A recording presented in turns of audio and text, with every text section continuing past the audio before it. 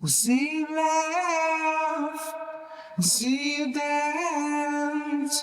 Breath to waste. We'll see you cry or turn your head, but still we share and wait. Bow down, live your life. Hey everybody, JP here, and that was a little comparison of Chris Cornell's isolated vocals from the song Head Down on Super Unknown with a track that I've been using for some other vocal demos here, and happened to be in a similar key.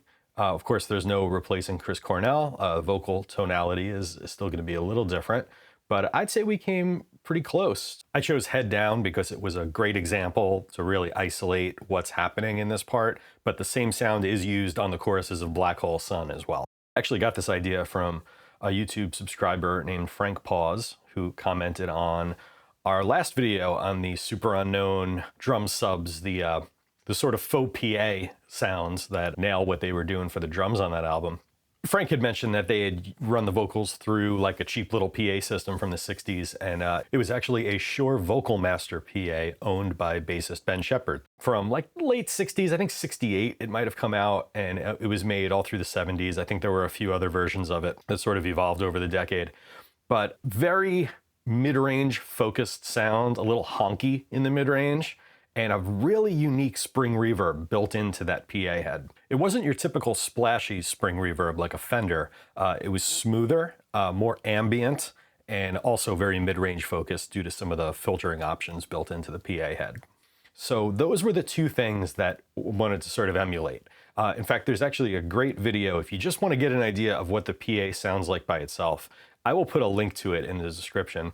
There's a video of someone plugging a Strat directly into the PA, and so you could hear the sort of fuzzy transistor overdrive and the spring reverb really well in that guy's video.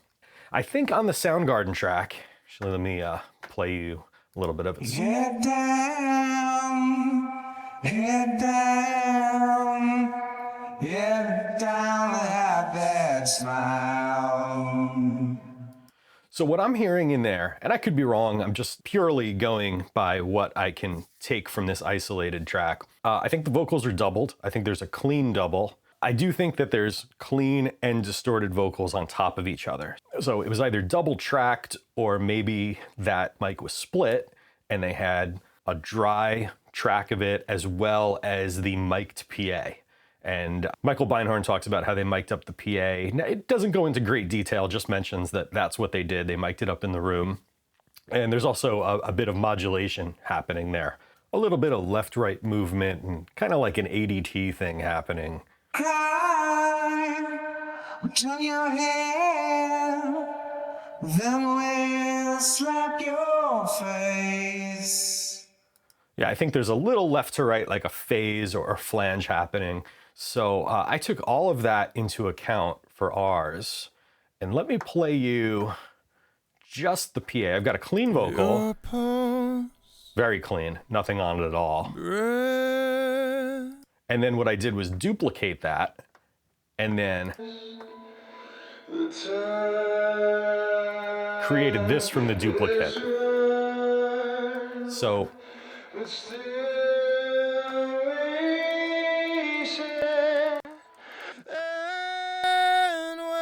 go through it one by one. First thing I have it going through is a Shure level lock. And this was my first thought to sort of try to replicate the transistor overdrive of the PA system. So I'm doing moderate input level here. I'm filtering a bit of top and bottom off, both pre and post. I'm actually more dramatic on the post filters, but a bit on the pre as well.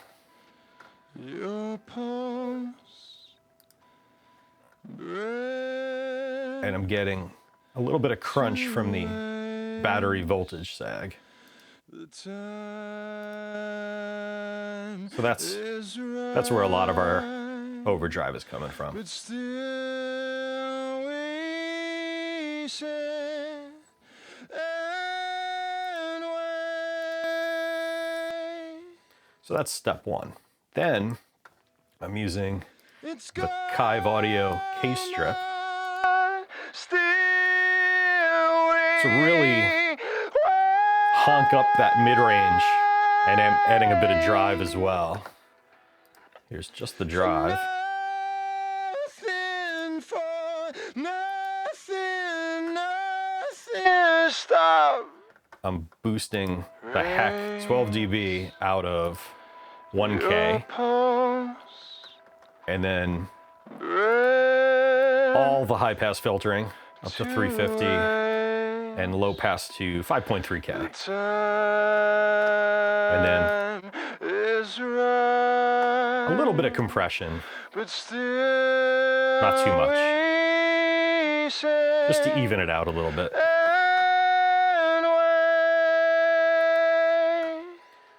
Then for the reverb, this was a good opportunity to check out this BX20.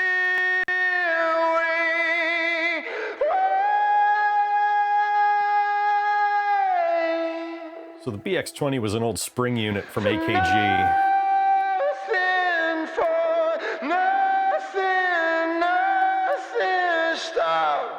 This one's smooth for a spring. It doesn't do that big splashy Fender thing.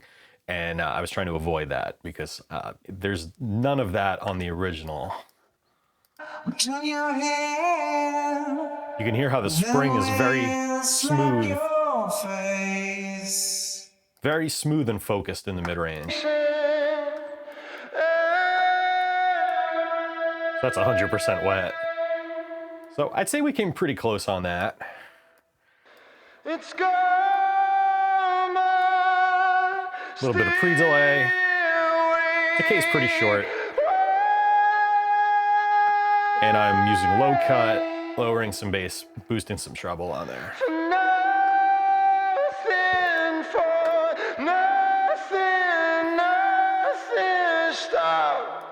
But now the real fun is to simulate a PA in a room. Used good old Sound City. We are in PA live mode, and I'm using a C12 close up on the middle and a pair of 67s backed off.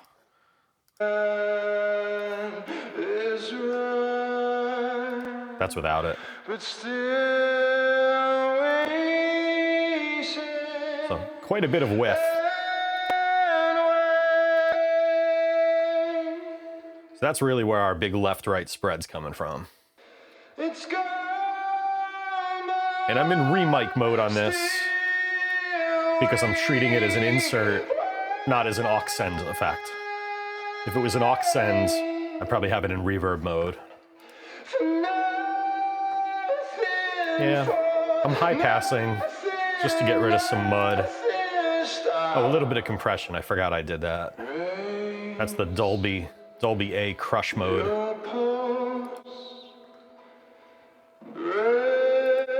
It's really subtle though. No.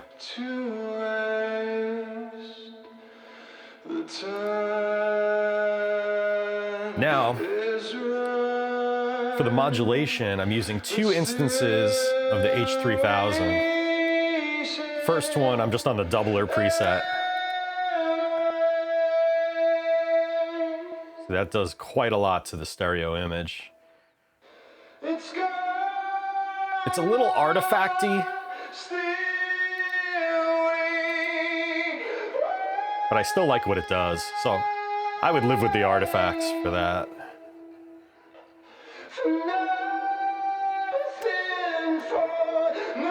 And then our other instance of it is adding a smooth phaser to things. Just a little left to right phase. And I didn't really mess with the preset all that much. Slow, smooth phaser. I probably played with the mix a little. I think I had about 55.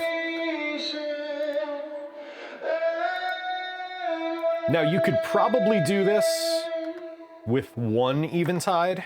You know, if you go down into expert mode or program mode, you can put together all the blocks you need. And I think you could maybe get away with doing it all in one unit. But for purposes of demonstrating, it's easiest just to use two separate instances so that I can bypass them individually.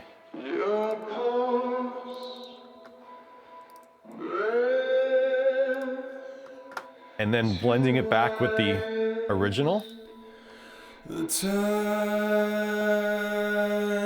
is right. The dry original vocal gives you a good strong center image while this dances around the stereo. I might even have it a little too wide. Let's pull it in a little bit, see how that compares. It's gone. We see you cry, we turn your head. Yeah, that sits well.